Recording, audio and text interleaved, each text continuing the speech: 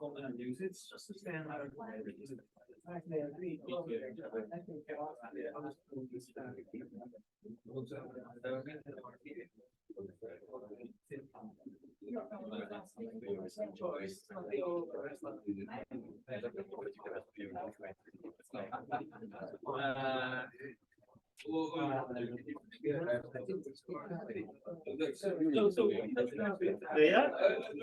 Alan?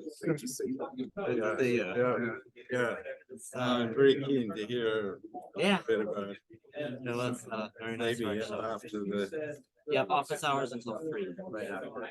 But you'll still be around for no, not after 3. okay. Well, we'll see if But we I'll can- come to your office. Where's your office? it's another building. Where is it? That's 349. 349.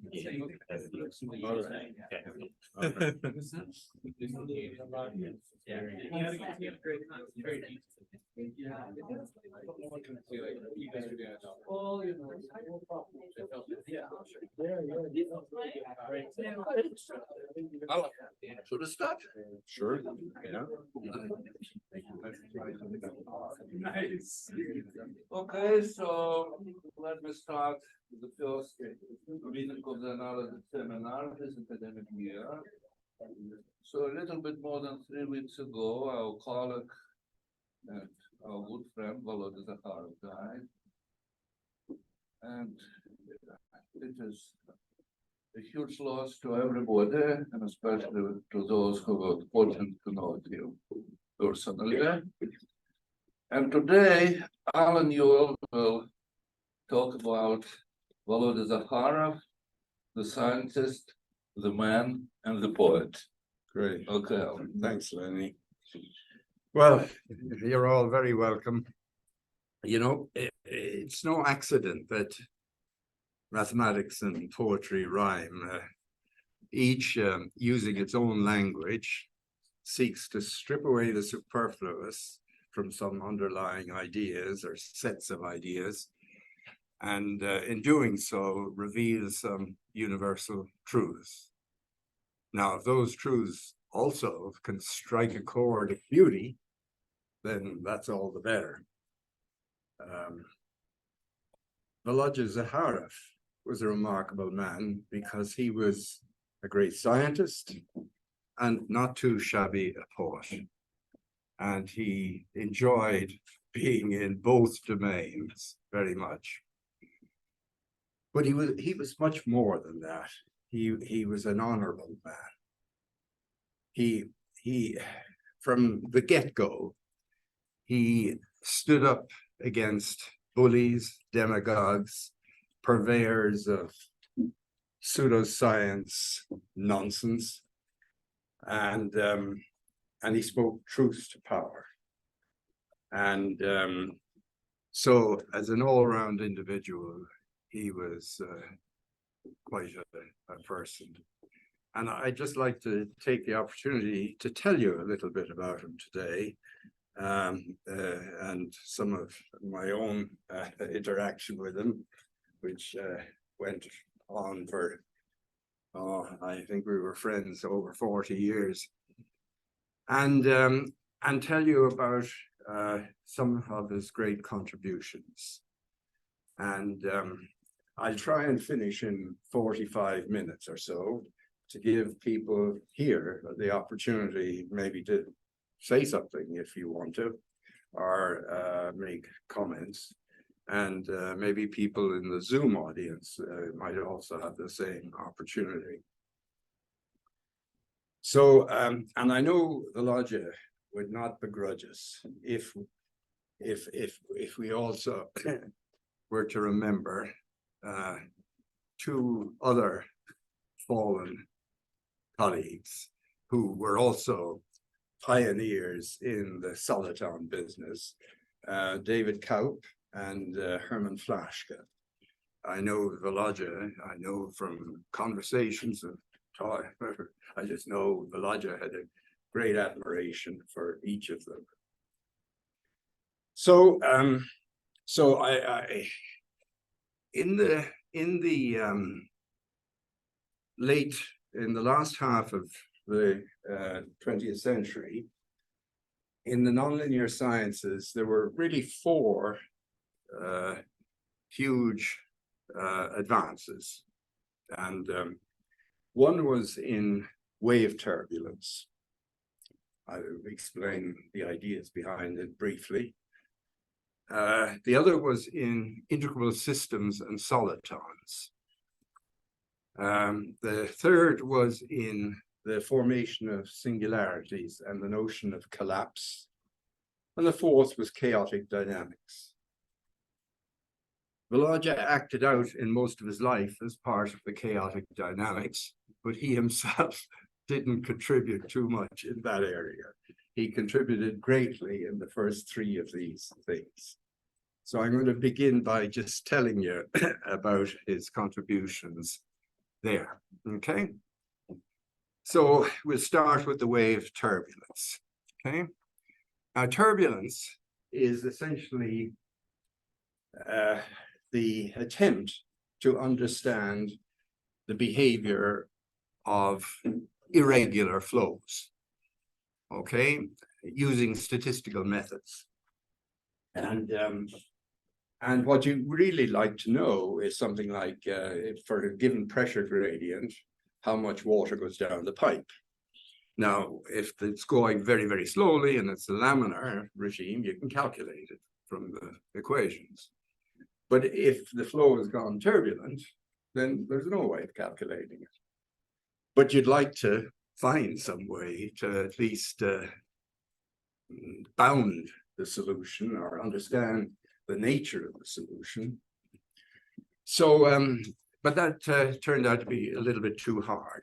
And so Taylor in the 30s put forward the idea. He says, look, let's do an easier problem. We'll do the problem of homogeneous turbulence, where essentially we'll make the assumption that all correlations only depend, like the value, say, of the surface elevation of the ocean here and here. It only depends on relative geometry and not on the absolute geometry. And so you can, going ahead with that, you can write down the equations for the moments of what the variables are: velocity, elevation, pressure, etc., etc.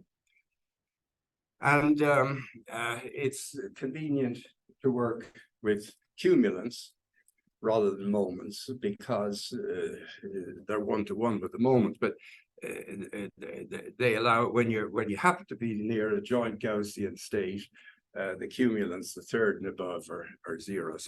So very often people work with cumulants, but working with cumulants are moments.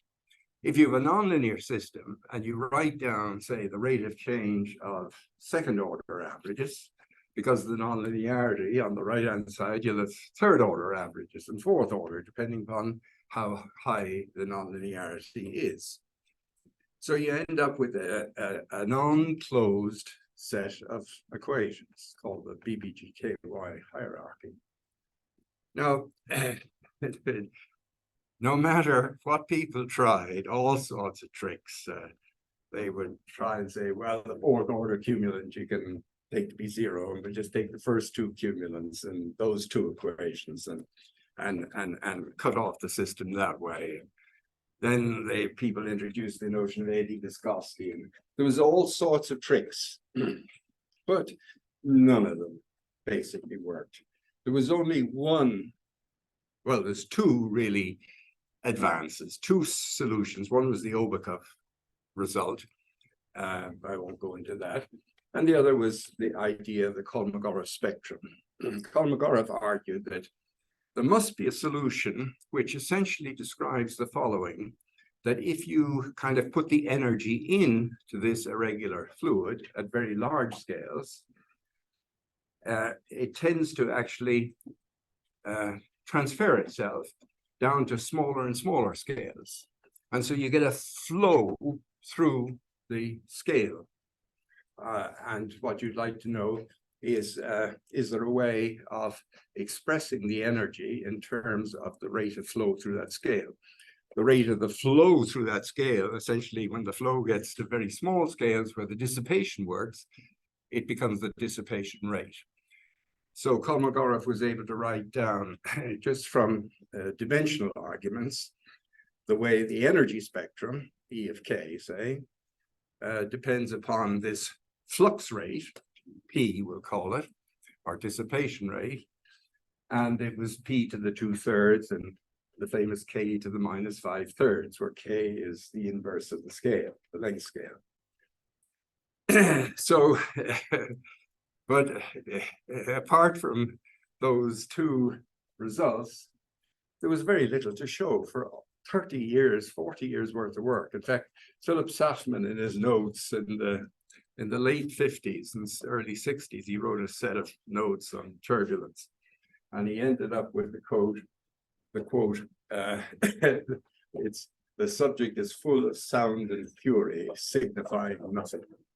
Philip liked to quote literature. So now, along in the early 60s, actually, these ideas had been put forward by Nordheim in way earlier.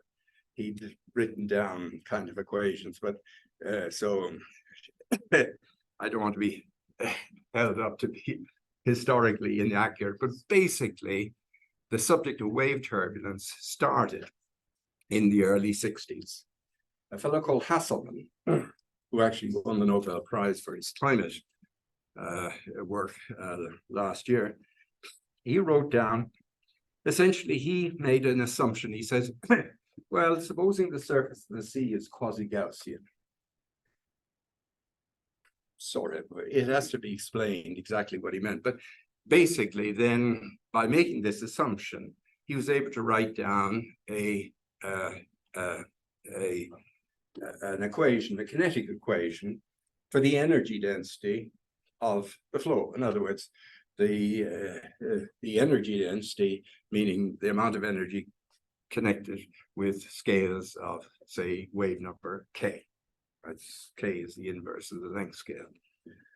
And so this is his equation. So it's reads N of the energy actually is this N of K multiplied by omega, the linear frequency. But the N by dt is this big coefficients, and then the product of four wave action densities. And then this term here, which is sort of the interaction, you can see this is like N1, N2, N3, this term, and then N, N2, N3, and so on. And the mechanism for the exchange, the mechanism for the transfer, is one of resonance. That if you have four waves, K, K1, K2, and K3, and their frequencies also added up to 0, these are the Dirac delta functions, then that was the way in which waves, the energy in any spectrum of, say, ocean waves, transferred to different length scales.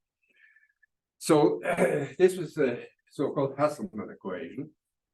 And but very soon thereafter, Benny and Saftman, and I was involved in this as well in my thesis, they actually showed that you got a natural closure in the wave turbulence problem.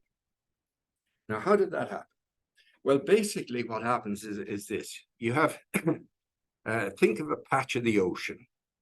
And because you have weakly nonlinear waves, because the slope of waves is generally less than 1/10 or so, so they're weakly nonlinear. So on the first time scale is where you have waves coming from all sorts of different parts of the ocean into this patch, okay? And it's not unreasonable to imagine that they'd be uncorrelated originally.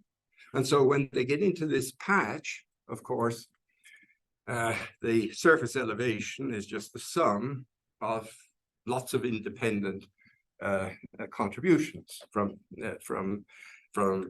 different uncorrelated sources. And so you'd expect then the sea surface to relax to a state close to joint Gaussianity. But it can't stay that way because we have nonlinearity. the nonlinearity builds back up these moments, the higher order moments, okay? But it does it in a very special way. When, say, in the regeneration of the third order moment or cumulant, we'll take the average, the first order moment to be zero. If it's a quadratic nonlinearity, you have the fourth order, you have a fourth order moment, and then that splits to a fourth order cumulant, product of two second order ones. Well, it turns out that the long time behavior of the system is dominated by the product of the two second order ones.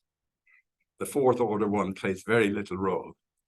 So in the regeneration of the non-Gaussian part of the spectrum, you can calculate what has happened, what the higher order cumulants do. And because of this, because the regeneration depends upon products of lower order ones, you get this natural asymptotic closure. Now, at the same time that this work was going on in the West, Volodya was involved very much with this in Russia, and he went far beyond what anybody in the West had done. I mean, lots of people got into the business. I mean, atmospheric waves, they were writing down the kinetic equation for that and so on. But everybody that I knew was focused on, now you want the solutions, the statistically stationary solutions. You'd like to know when this thing settles down, okay, what is the spectrum? What does the NK look like? And everybody said, oh, that's easy. Look, there's equipartition spectra, the equal ends. You make the ends all constant, okay, if the wave action is spread out equally to all the waves, then this is zero. And or you could have n going like 1 over omega, because then this would be omega, it's omega 1 minus omega 2 minus omega 3, which because of this Dirac delta function is zero. So these are all the equipartition spectra, the thermodynamic spectrum, where things are spread out over all the constants of the motion equally, okay? But that's not what you see in the surface of the sea. People measured. They were out in the sea surface and they measured. The energy spectrum of the sea looked much more like the n was like 1 over k to the 4th. So it was Volodya who figured out, you know, all the guys in the West should have known, because they all did real turbulence, I mean, the hard turbulence as well as the other. And so they knew about Kolmogorov spectra, finite transfer spectra. But when it came to the wave turbulence, they kept talking about the equipartition spectra, which do play a little role, all right, but they don't play the major role. The major role is played by the statistically steady states, which correspond to a finite flux of energy from large scales to small scales. Okay, and so it was Volodya who figured out how to take this Hasselmann equation and by an ingenious reconstruction and using various very difficult to see symmetries, he was able to find the finite flux spectrum. And indeed, it was like 1 over k to the 4th. But he also found something else. He also pointed out, he says, well, look, for every constant of the motion, not only is the total energy constant, but so is the total wave action, or number of particles, because it turns out that they're in the resonant interactions, in a 4-wave resonant interaction, it has to be 2 in and 2 out. It's not possible to have a situation where you have 3 waves in creating 1 out, or vice versa. So that means that numbers are conserved, or numbers are equivalent to the wave action. So there was another constant of the motion. So there should be a statistically steady state corresponding to the flux of that. But that had to be in the inverse direction. You can make arguments that because the energy goes this way, the wave action has to go this way to longer scales. Okay, and he found that. So there was really this inverse flux solution. So he found both flux solutions. So in addition to the equipartition solutions, you've these two finite flux steady states. And for that, he was finally, the oceanography community resisted him for years and years. But finally, in 2003, I believe, he won the Dirac Medal for his work, in fact, on wave turbulence and in particular on the inverse flux. He and Creighton shared the prize.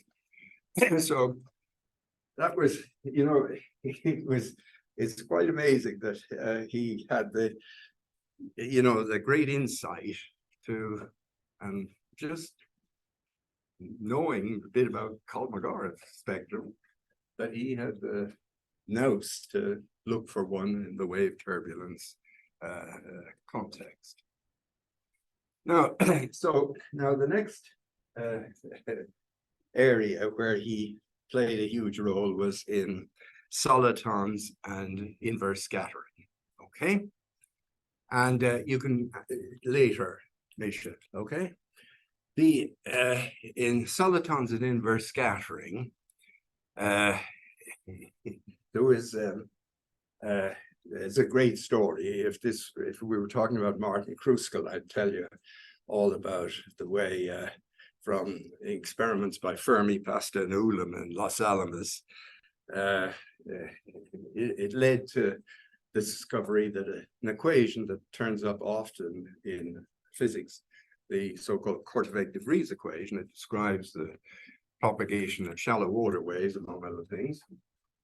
It had it turned out it had an infinite number of conservation laws, and Gardner, Green, Kruskal, and Miura found an exact solution. I'll explain the idea behind this inverse scattering transform by which they found the solution.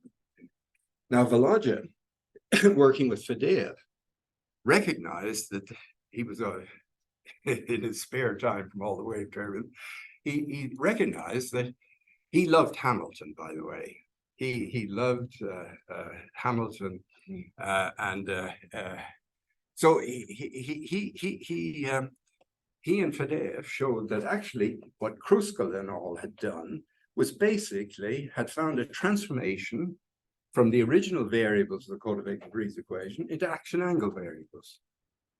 And because the system was integrable, the action variables were constant, the angle variables went linearly with time. So I should, you see, Hamilton was also quite keen. Volodya always tried to put every problem he ever worked on into Hamiltonian formulation. Now, it's not always as necessary, but he loved that. He liked the Hamiltonian formulation because there's a lot of ammunition you have if you have the canonical structure of things. But Hamilton was also a wannabe poet. And he used to send his little verses over to a good friend of his in Northern England called Wordsworth. Now, rumor has it that Wordsworth, to be kind to Hamilton, sort of advised him maybe he should stick with the day job. But now Volodya actually didn't need to stick with the day job. He was good at the poetry as well. But anyway, but when Kruskal and all did their thing, a lot of people thought, well, okay, this is a one-off. It's like the Burger's equation being exactly solvable. If you're very clever, make a transformation, it's really linear, and you get to the heat equation. Well, so around 72, we had this big meeting in Potsdam, New York, on nonlinear waves, and I remember Dave Benny was there, Brooke Benjamin, who discovered something remarkable, Jerry Whittam with a beautiful theory of nonlinear waves, and Martin Kruskal was there to tell us about GTKM. And in the middle of we used to have afternoon sessions whereby we'd have informal sessions. And I remember Fred Tappert came up and said he wanted to talk this afternoon. And he told us about a paper he just discovered written by two Russians, Zakharov and Shabbat, who had actually solved the nonlinear Schrodinger equation, another equation which turns up quite often in mathematical physics. And in fact, the marvelous thing was the way they'd solved it, it looked very much like the way that Kruskal et al. Had solved the Korteweg-de Vries equation. So very quickly, then almost overnight, there was an explosion. We managed to find, classes of nonlinear equations that were exactly solvable by IST. And there was the Russian school also found, the Russian school of Zakharov. There was Manikov, Kuznetsov, Mikhailov, Gabatov, Falkovich. Anyway, there was a whole team, the whole school of Zakharov, and the Western teams, like I like to say, soliton factories sprang up all over the world, and it became a very popular thing. So the idea was this: it's quite marvelous. Essentially, what you do is you have a solution as a nonlinear Schrodinger equation. We'll call it U. It depends on X and T. Okay, and it'll be evolving here in time. Okay, shape like that. And the idea is if you send in, if you scatter, send in a wave here, it'll scatter, it'll partially transmit, partially reflect. And the transmission and reflection coefficients of this U of X and T, if the U of X and T satisfies the nonlinear Schrodinger equation, or in the particular context, the KdV equation, these guys are almost constant. They change very simply. This guy doesn't change at all in time, the transmission coefficient. And in fact, you can show certain mathematical properties it has. It is analytic in the upper half K plane. In the upper half plane, plane zeros are the solitons. Okay, the solitons that turn out. And the V of KT, its phase, its amplitude is constant, but its phase varies linearly with time. So the transformation from the original physical variable U and its canonical conjugate into these scattering data turns out to be just a canonical transformation to action angle variables. Now, so like I say, from overnight, you see, up to that time, there was how many nonlinear systems were integrable? Well, very few. I mean, this is 1960. I mean, the two-body problem, planets two, that was solvable. Certain tops were solvable, and but very the pendulum, nonlinear pendulum was. But there was, you could count almost on one hand the number of integrable systems. Now suddenly overnight, you have an explosion of all these infinite dimensional systems represented by PDEs being exactly solvable, and in fact being solvable by the fact that they could you could find transformations for the original variables to action angle variables. But of course, the questions it's like all good things. There's still lots of open questions. I mean, with the wave turbulence, it's still wide open. I mean, there's a lot of what was done, like for the I described the logic had great and his teams were the greatest contributors. But the story is still far from over, and but that we could talk about where the opportunities are there as well. Likewise, with solitons, we don't. It's one thing to be when you find this transformation, explain why it works. But the trick is, if I give you an equation, and I say, is this integrable or not? You know, what you've got to find is the underlying hidden symmetries, an infinite number of them, and there's no general way. There's sort of attempts to do that, but there's no general way to definitely do that. And now the third thing that he was made a big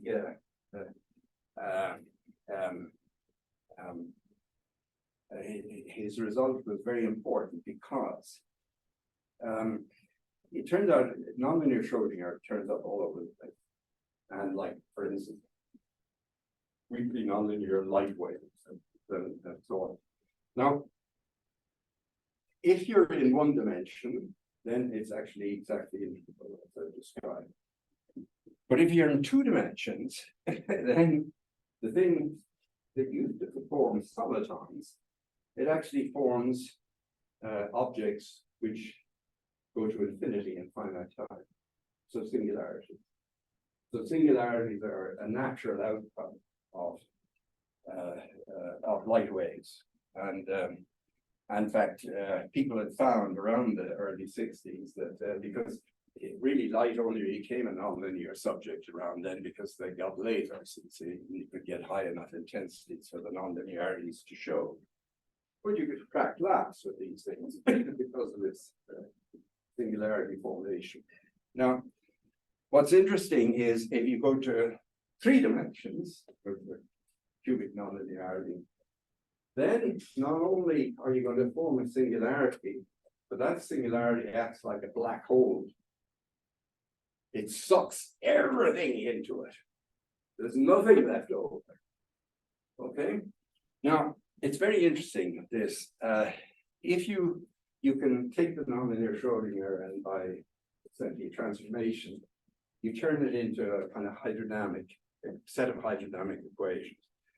One for the density, which is like the amplitude of this complex variable u that's satisfied nonlinear Schrodinger.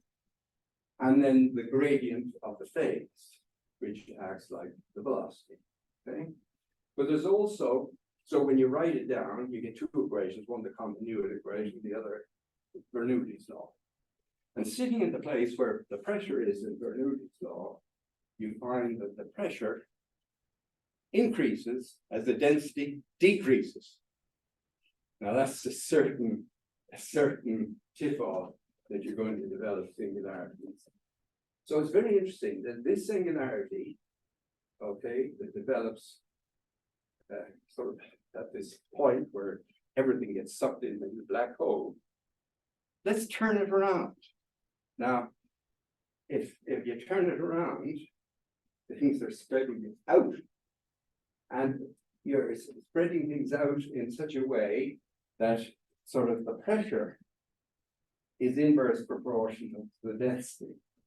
And of course, if the density is decreasing as the galaxies move apart, okay, the pressure being increasing makes them move apart faster. So in some sense, this reversing this black hole thing that the logic discovered gives you at least an analog of maybe the role that what we call dark energy. It's just a placeholder for our ignorance, but it's what this so-called dark energy does. So that was also. I mean, he made many more great discoveries, some outstanding mathematical problem, things like that. But I just picked these 3 out of the whole spectrum of things he did. But I first met him. So Um, I think it was 79, and that this picture, in fact, here. In fact, that's his son. That's Alexei. And yeah, we were both young. This was in Georgia. He brought me on a great. He had always promised to bring me to the Caucasus, and we drink Kinzmerali wine. Well, we had a a very nice adventure there. Anyway, yeah, I met him like in 79, and I was so impressed with him because we as usual after the sessions we'd go down to the bar in the Ukraine and tip a few, and I remember Novikov was there and Volodya was there, and Volodya was waxing lyrical, and in fact he broke into, I don't know why we got onto the subject of Shakespeare and the various plays like Macbeth, but he recited the whole first scene from Macbeth. I mean, where shall we three meet again? At thunder, lightning, and rain, when the hurly-burly's done, when the battle's lost and won. Yeah, yes, I have Newton, Dole Frog. And so he went through the whole thing. It was quite marvelous. So I wrote a book around 1980, and in the book I quoted what I said about Volodya. Where is it? Yeah, yes. Before I leave this section, I want to tell you a bit about a giant in the field, V.E. Zakharov. He's contributed in so many areas. The Zakharov equations of plasma physics, his papers with Shabbat outlining for the first time. He not only solved the nonlinear Schrodinger, but he got a general prescription for handling lax pairs and the dressing method and all this sort of stuff. Work on the self-focusing singularity, and he a whole lot of things. He seems to have the knack of being the first to getting to all the good problems. He's a genius, brilliant and intuitive, a wild bull of a man of great good humor and appetites. He has a deep and abiding love for poetry and literature as well as physics. On one of our meetings in the Hotel Ukraine of Art, he recited and acted out with great relish the opening scene from Macbeth. You will often come across his name. Now, I could call Ildar to tell you about. Volodya was in two minds. This was in the book about him, and they wanted to translate it into Russian. But he was on the board that made the decision. And this was rather flattering, you see. And so he was torn about how he might temper this description. So I'll let Ildar tell you about that. But anyway, then I met him again in 83, and that was a very exciting get-together. All the Soviet luminaries were there. I mean, from Zdovich, Sigdev, Arnold, Sinai. Anyway, but not everybody from the West came because the Korean airplane incident. They shot down the Korean airplane either slightly in Soviet territory or slightly outside. So there's a bit of a fraught feeling and a tension. There's a lot of KGB guys around. And but Volodya and I we'd take long walks. And I remember coming back to who is the guy's name? The guy, he was the KGB man, although he's a very brave fellow. He gave his life. Yeah, no, not Chernows. Yeah, okay. But he would hold parties, and so we were taking a walk one night. When we came back, the guys were all around. But anyway, the upshot of it, I learned from him about, a lot about him as a person. And he'd been one of the first to sign the proclamation against the invasion of Czechoslovakia in '68. And there was a lot of political pressure brought on the set of signatories. And actually several withdrew their names. And so the ones that wanted to make the point said, okay, we'll tear up the original thing and we'll write another. This time we write in blood. So the people who signed it, we're not going to take their signatures off. Well, for that and that sort of stance and always telling truth to power, he had a lot of trouble getting any permission to go out and visit anywhere, even within the Soviet bloc. He got permission to go certainly certain places in the Soviet bloc, but even then he was restricted a bit. And when he became sort of a member of the academy and everything, and he always spoke truth to power. There was this guy who was going to purify water. This was under Putin. He was a pal of Putin. Patrick. What's his name? Patrick, yeah. And this guy, Patrick, he had this magnificent scheme to purify water. And Volodya knew it was all baloney. I mean, he called him on it, and there was lots of fuss and everything. But in the end, Patrick has disappeared from his ideas didn't hold up. But on the other hand, I mean, Volodya put himself out on a limb in opposing pals of the top hierarchy. So he was and I learned also, in those days there was this. Russians were great. I mean, it was wonderful company. You'd get together a group of people you trusted over the kitchen table with horrible yellow cheese and smudgy bread with the best of vodka. And people would talk throughout the night, and this talking, these kitchen kind of meetings where you could understand that it was very important. And it's also why I think a lot of Soviets were gravitated towards science and the arts and things like that, because it was a way in which they could express themselves fully and avoid getting into trouble politically. And so it's so anyway, so I learned quite a bit about Volodya's life under the heavy hand, and he certainly was, and we had many adventures over the years.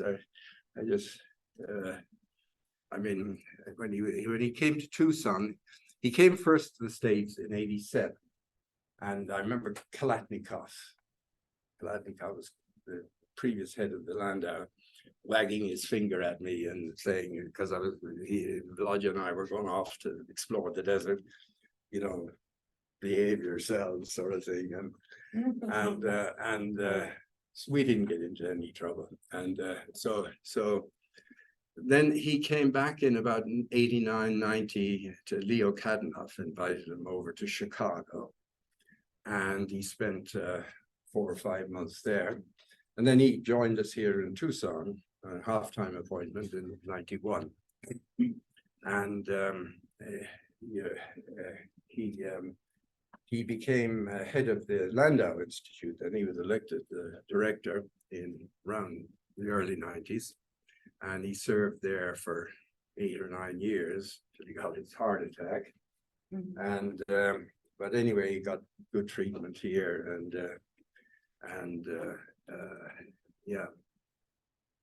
when he was in Tucson, the first thing is he was going home one day from the house to his apartment, and he saw Sveta drive down the other side of the road coming to our place looking for him.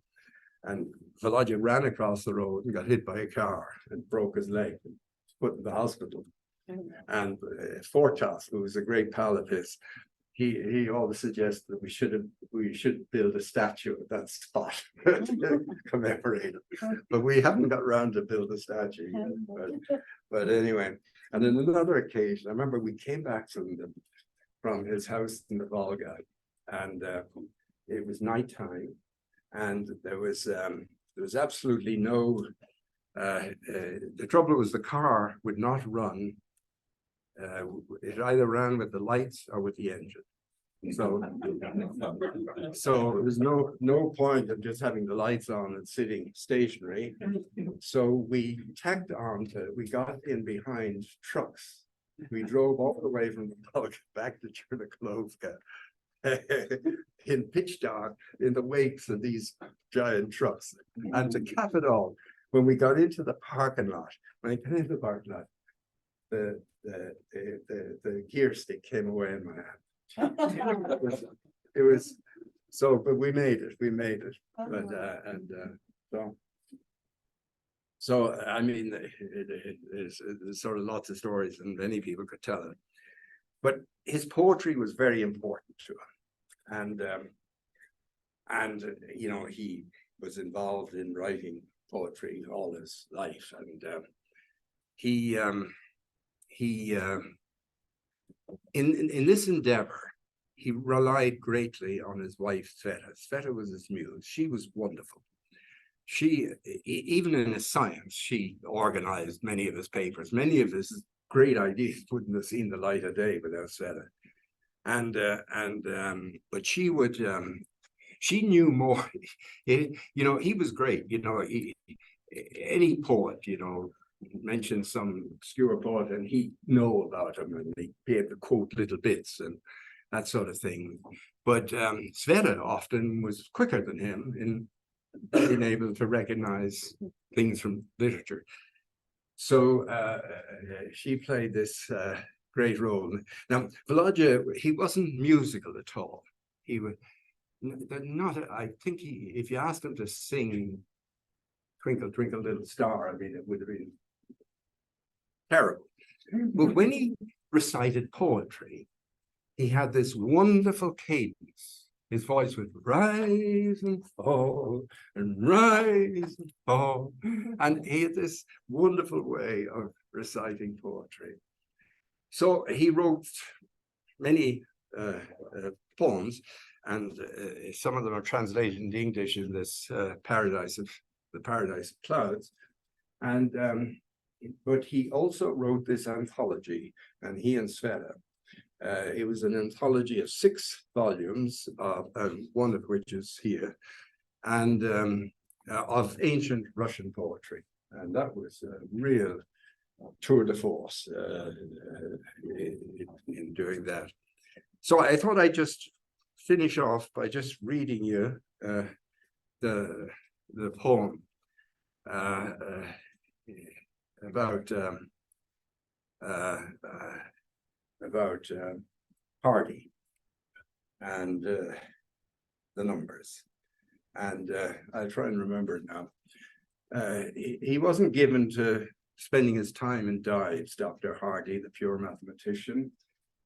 He liked to amble on the green lawns of Cambridge with Ramanujan, and sometimes just by himself, ruminating about the numbers, the prime and the perfect. There was the First World War and then the Second World War. Epochs came and went, but the prime numbers will always be prime. And, my friend, the perfect numbers have lost none of their divine perfection. And then he finishes off saying, it's good that there are some sturdy things in nature. If you think of it as constants in nature. So Volodya, you've told us many truths in your life. I mean, in science, in poetry, and how to live. So he's conveyed so many truths, and for that we're very grateful to him. And we shall miss him. Thank you.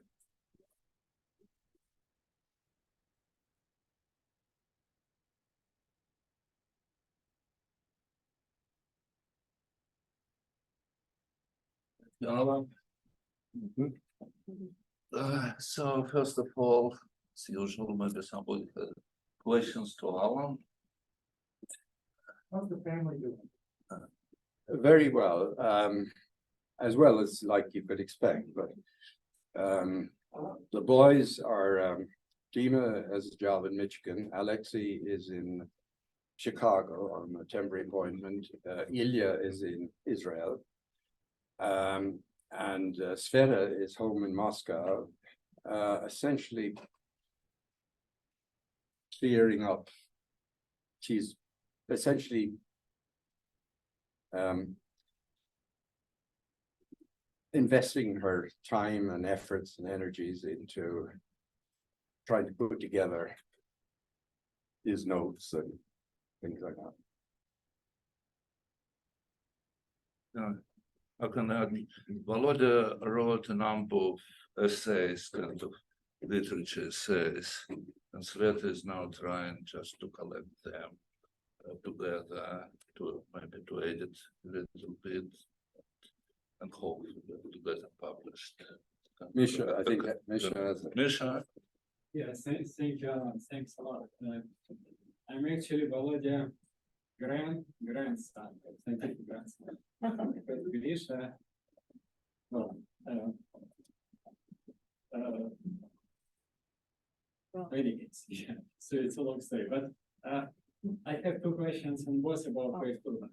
This felt about again quite scientific. So first, you mentioned Kolmogorov 61, right? As in the turbulence, we have the spectrum, but it was not mathematical at all. But Kolmogorov also have 41, where 41, right? So we have in real space, not in K space, we have exact relation, right? That's Kolmogorov. With Overcome. We've been talking about this, history of that. I was actually thinking and recalling. I was not able to recall anything like that in wave turbulence. So anything exact, which would be like Kolmogorov 41. Like the overcuts.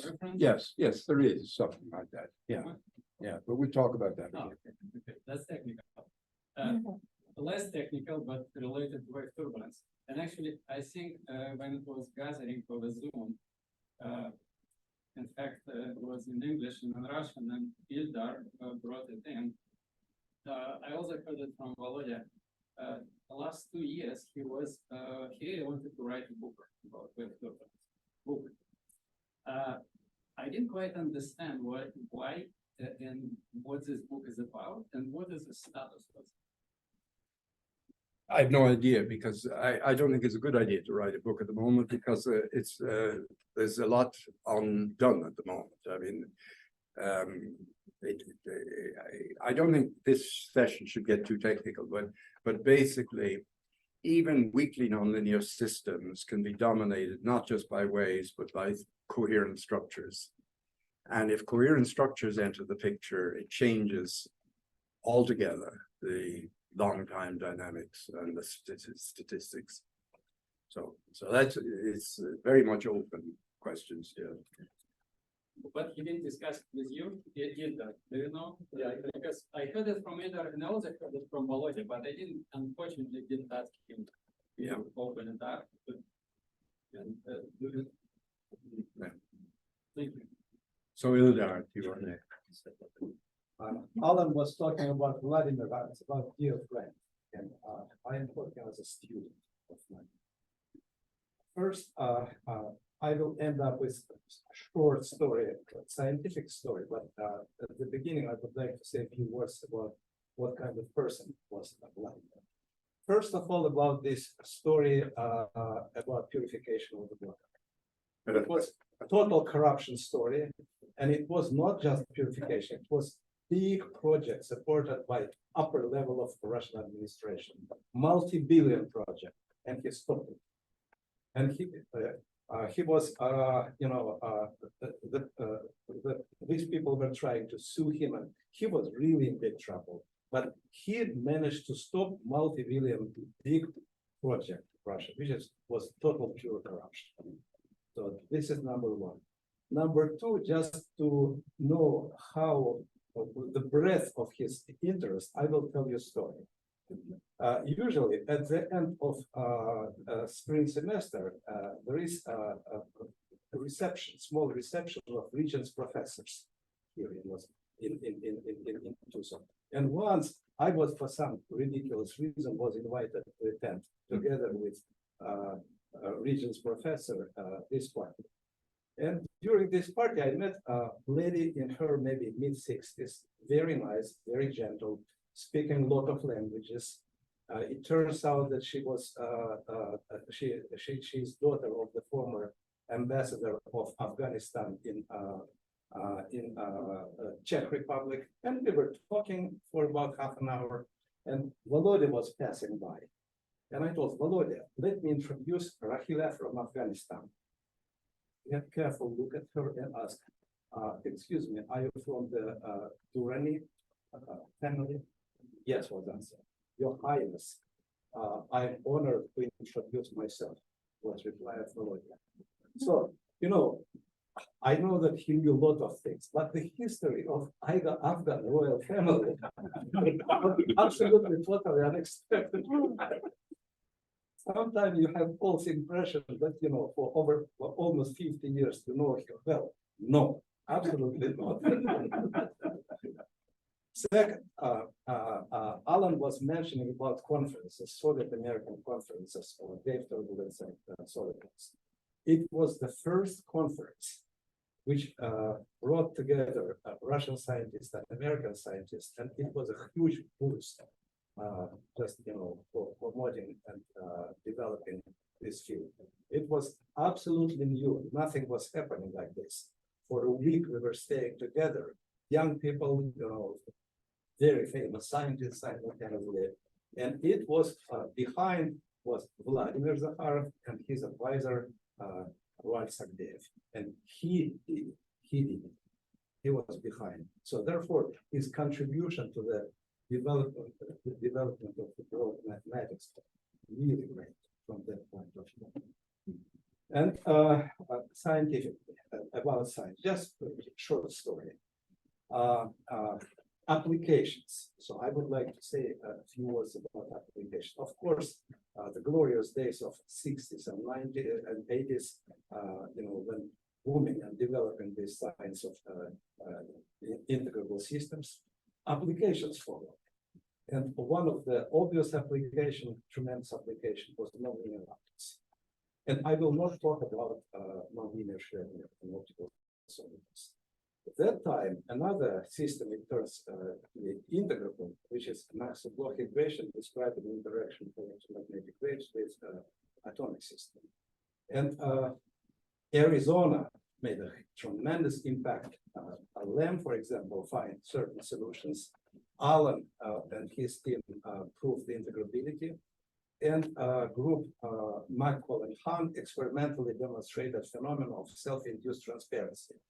When pulse entering medium, sucking energy from the atomic system, and then atoms going again to ground state and releasing energy. So then, this is self-induced transparency. Pulses are making immediate transparency waves. And this theory was developed by Alan and his colleagues. But there is another important problem. Assume that whole atomic system is excited. Therefore, the medium can act as a quantum amplifier, number one, and then quantum fluctuations can develop, and the system could speak, very short pulse, which is superfluorescence. And by that time, a group from Holland discovered astonishing fact that superfluorescence depends only one parameter, shape of the pulse, time delay, from the delay appearance of the pulse from the pumping. So why fluctuation is entire function, but parameter is only one? And then this was my PhD thesis subject. And I came to Zakharov, I knew absolutely nothing about integrability. By that time, I got one offer from Ludwig Fadeev to join his team, and from Zakharov. And I asked a friend of mine, a classmate, Vladimir Zakharov, what should I do? Vladimir told me, so we in St. Petersburg have a monarchy, and Zakharov still have democracy. Go to Zakharov. To make story short, Zakharov demonstrated, he knew nothing about these two-level systems. But during a week, he managed to pass the entire path of the science in this area, which took about 100 years, and then without losing momentum, continue. And this problem was solved. And therefore there are key points. Quantum problem was solved by Roy Glauber, Nobel Prize laureate, who managed to find out what is statistical delay time. But our team resolved problem. How shape of the pulse depends on the delay time. So, and important thing is that in this case, it turns out that this phenomenon is described by essential singularity, not by pole, but take into account that essential singularity is the limit of coupling of the poles, definition of exponent. So Zakharov proposed that it should be some perturbations which can split one pole, and therefore he predicted new phenomena that superfluorescence would generate solid one, which propagate behind like Cherenkov effect, and nobody showed yet. But this is Zakharov's prediction. Therefore, absolutely amazing intuition, penetrating to the problem, some crazy and idea which is coming, and their intelligence, I will tell you, and enormous breadth of the interest, from solving Einstein equations in 2 dimensions up to royal families in the past.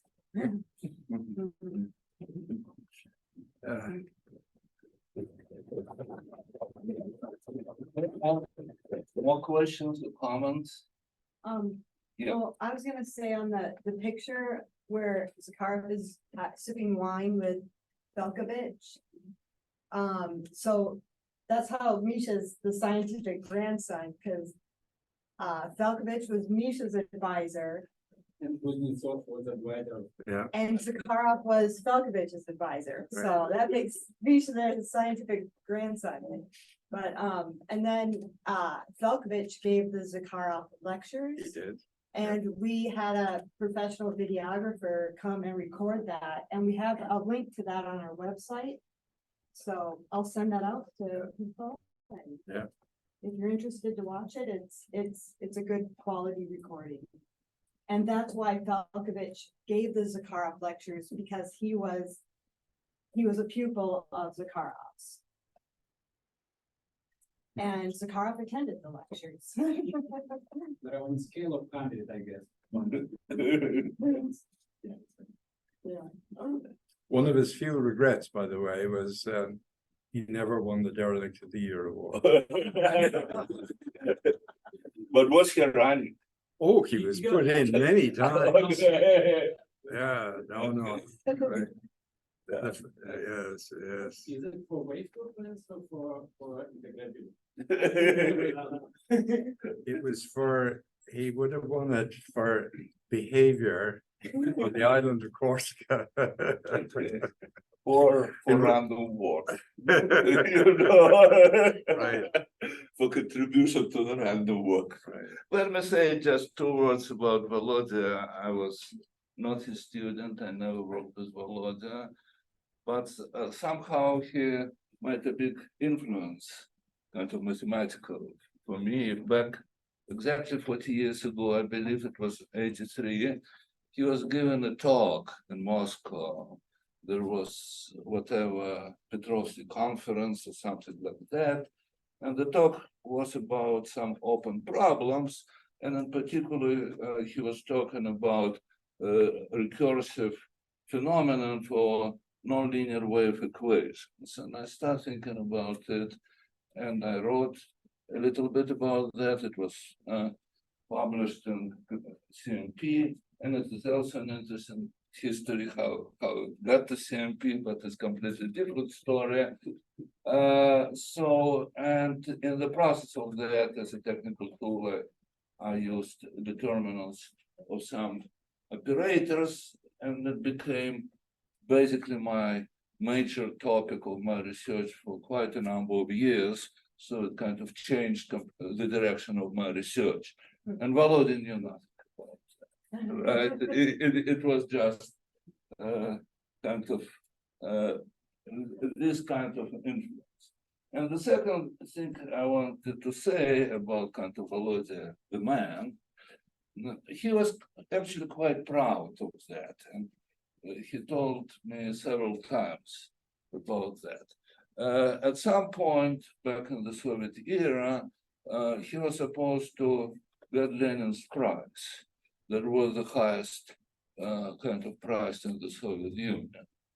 And he was supposed to get it with Shabbat for their joint paper.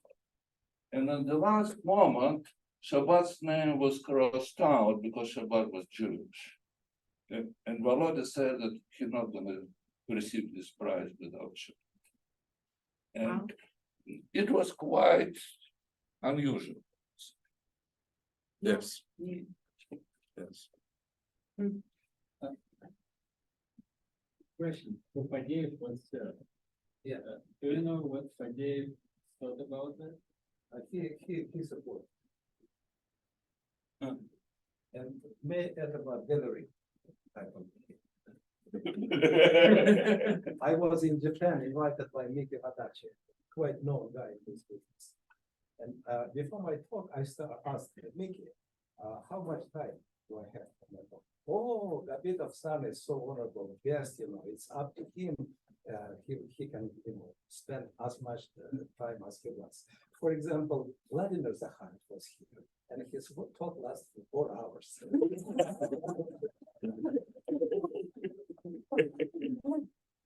There was another occasion, we had an Air Force grant to solve the blackout problem. And we were doing it by essentially three-way interaction ideas. Anyway, but we went to give a talk to the generals in Dayton, Ohio, and Volodya had a stack full of transparencies. And unfortunately, just as he was getting up to the podium, they slipped off onto the floor. And then he just picked them up one at a time and gave the talk.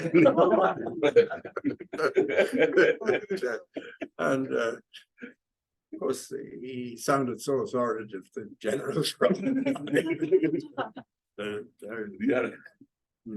I told this story on another occasion when Volodya was retiring, but I liked it so much that I wanted to retell it. I was charged with the task of running the math colloquium during my second year at the University of Arizona. And I welcomed that. It sounded like a great job to do. Only nobody told me that I would have to deal with Vadimir Zakharov. And this is how it looked. He would walk through this door, maybe 5 minutes into the talk, and stand there looking at the blackboard. After a minute or so, and a minute is long, I'm probably overestimating, he would know exactly what was going on the board, would walk to the board, shove off the square, and start talking to Seth. And then he would explain that he meant no harm. It was just very interesting. And he was genuinely fascinated by the following problem. And he would start outlining what the problem was and why he was fascinated by that and how it was related, and it was, to the talk. Now, my humble task was to somehow moderate that. Now, those of us who knew Vadimir Zakharov know that when he was excited, to tell him that maybe he should wait 50 minutes and then talk was no easy task. And I was in my second year. I was a beginning assistant professor here. So that was not easy, but it was. And I love it. And I want to say one more thing. We remember great people for the great things that they've done. Great mathematics, great physics, great poetry. But Zakharov was also a very generous person. And I experienced the generosity personally when he discovered that I was Polish and that I was interested in poetry. He started reciting to me in Russian long excerpts of my favorite Polish poet, Mickiewicz. In fact, this summer I brought for him as a present an edition of Tuwim's poems in Russian. Alas, too late. But on the generosity, he actually would speak Russian with me. Those of you who tried know how generous this was.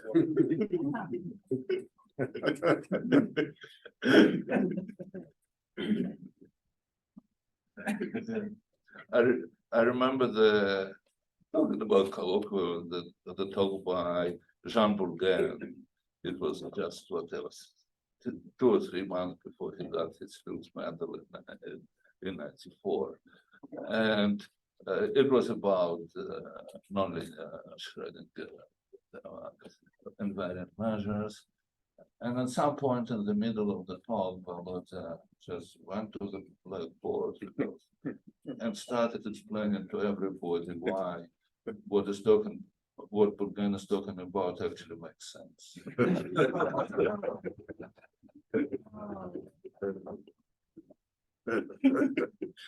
Yeah.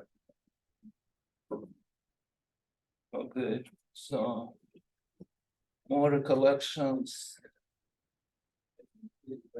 Okay, yeah. Well, I never actually had the chance to meet Zakharov myself. But before I started studying applied math, I was an engineer, and in particular I was studying ship hydrodynamics. And I was doing experimental work, and I saw some nonlinear wave interaction in the wave-based test that I was doing. So that led me to encounter Zakharov's work, and it was the first paper that I ever printed out. And my first interaction with applied mathematics that probably led me to where I am today. Cool.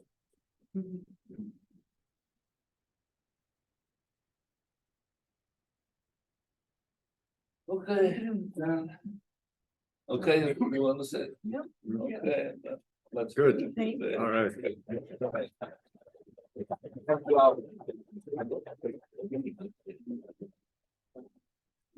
Actually, I wrote down a few of those, I didn't know, but if anybody wants them. Anybody want one of, Yeah. Yeah.